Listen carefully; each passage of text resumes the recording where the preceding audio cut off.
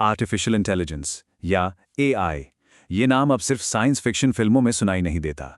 सच तो ये है कि ये एक ऐसी ताकत बन चुकी है जो चुपचाप हर रोज हमारी दुनिया को एक नया आकार दे रही है। तो चलिए आज समझते हैं कि ये तकनीक असल में है क्या और ये हमारे आने वाले कल को कैसे बना रही है। हम शायद इस पर इतना गौर नहीं करते, लेकिन एआई हमारी जिंदगी का हिस्सा बन चुका है। सोचिए, जब कोई स्ट्रीमिंग सर्विस बिल्कुल वही अगला शो सजेस्ट करती है जो हमें देखना था, या मैप्स अचानक से ट्रैफिक से बचाकर एक नया रास्ता दिखा देता है, तो इन सब के पीछे एआई ही है। और ये सिर्फ मनोरंजन तक ही नहीं है, ये तो डॉक्टरों को जिंदगी बचाने में भी मदद कर रहा है।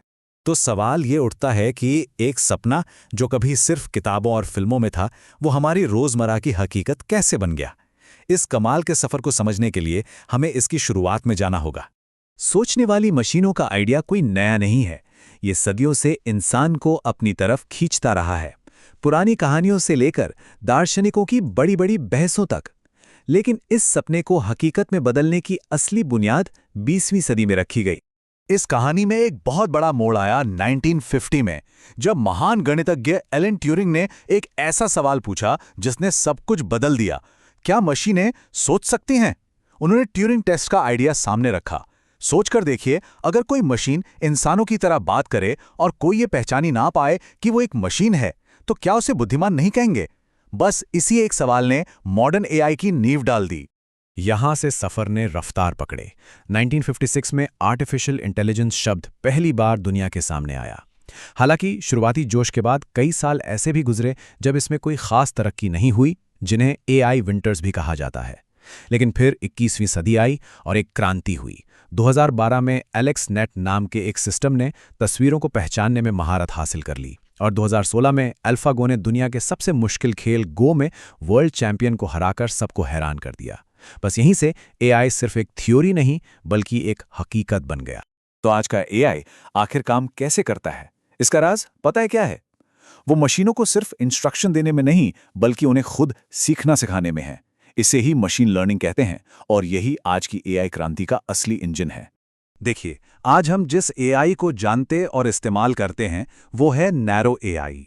ये एक स्पेशलिस्ट की तरह है जो किसी एक काम में माहिर है, जैसे आवाज पहचानना या शतरंज खेलना, लेकिन इसके अलावा वो कुछ नहीं कर सकता। दूसरी तरफ है जनरल एआई का सपना, एक ऐसी मशीन जो इंसानों की तरह कोई भी काम सीख और कर सके। ये अभी भी साइंस फिक्शन जैसा ही लगता है, पर एआई की दुनिया इसी मंजिल की तरफ बढ़ रही है। आज के एआई की सबसे पावरफुल तकनीक है डीप लर्निंग, जो हमारे दिमाग के काम करने के तरीके से ही प्रेरित है। इसको आसान भाषा में ऐसे समझते हैं। पहले सिस्टम को बहुत सारा डेटा दिया जाता है, जैसे लाखों बिल्लियों की तस्वीरें। फिर एक न्यूरल नेटवर्क जो दिमाग की नसों की तरह आपस में जुड़े नोड्स का एक जाल है, उन तस्वीरों में पैटर्न खोजना शुरू करता है, जैसे कान का आकार, मूछें और पूंछ। और परत दर परत एनालिसिस के बाद वो इतनी सटीकता से सीख जाता है कि अगली बार किसी भी तस्वीर में बिल्ली को तुरंत पहचान लेता है। तो ये टेक्नोलॉजी सिर्फ लैब्स तक ही सीमित नहीं है। चलिए अब देखते हैं कि हमारी दुनिया पर कहां और कैसे अपना असर डाल रही है। इसका असर समाज के हर बड़े हिस्से में महसूस किया जा सकता है। इसका असर वाकई हर जगह है। हेल्थ केयर में एआई मेडिकल स्कैन देखकर उन बीमारियों का भी पता लगा रहा है जो इंसानी आंखों से छूट सकती हैं। बिजनेस और फाइनेंस में ये ऑनलाइन धोखाधड़ी को रोकता है और मार्केट के उतार चढ़ाव का अंदाजा लगाता है। एजुकेशन में ये हर स्टूडेंट के लिए उसकी ज़रूरत के हिसाब से सीखने का माहौल तैयार कर रहा है। और हमारी रोज़ की ज़िंदगी में तो ये स्पैम फिल्टर से लेकर नेविगेशन ऐप्स तक सब कुछ बेहतर बना ही रहा है। और इसका आर्थिक असर तो सच में चौंकाने वाला है। एक अनुमान के मुताबिक 2030 तक एआई ग्लोबल इकोनॉमी में $15.7 ट्रिलियन जोड़ सकता है। ये सिर्फ एक नंबर नहीं है, ये इस बात का सबूत है कि ये टेक्नोलॉजी कितनी बड़ी इकोनॉमिक क्रांति ला रही है। लेकिन जैसा हर पावरफुल चीज के साथ होता है, एआई के भी दो पहलू हैं। एक तरफ ये अनगिनत मौके बना रहा है, तो दूसरी तरफ ये कुछ गंभीर सवाल और चुनौतियां भी खड़ी कर रहा है। तो चलिए इसके वादे और खतरे दोनों को समझते हैं। एआई को अपनाने की सबसे बड़ी वजह है इसकी एफिशिएंसी। जो काम घंटों में होते थे वो अब मिनटों में हो जाते हैं, जिससे इंसान ज़्यादा ज़रूरी कामों पर ध्यान दे पाते हैं। साथ ही ये इतने सारे डेटा का एनालिसिस करके ऐसे फैसले लेने में मदद करता है जो शायद इंसानों के लिए मुमकिन ही ना हो, जिससे कारोबार और सर्विसेज में जबरदस्त सुधार होता है। लेकिन इन फायदों के साथ साथ कुछ बड़े जोखिम भी हैं जिन्हें नज़रअंदाज करना बहुत खतरनाक हो सकता है। सबसे बड़ी चुनौतियों में से एक है पूर्वाग्रह यानी बायस। अगर एआई को ऐसे डेटा पर ट्रेनिंग दी जाए जिसमें इंसानी भेदभाव छिपा हो तो वो भी भेदभाव करना सीख सकता है। फिर सवाल आता है डेटा की प्राइवेसी का, क्योंकि एआई सिस्टम को काम करने के लिए बहुत सारा डेटा चाहिए। और सबसे मुश्किल सवाल है जवाबदेही का। अगर एक सेल्फ ड्राइविंग कार से कोई हादसा हो जाए तो जिम्मेदार कौन होगा? ये वो सवाल हैं जिनका जवाब हमें मिलकर खोजना होगा। और फिर आता है सबसे बड़ा सवाल, नौकरियों का क्या होगा?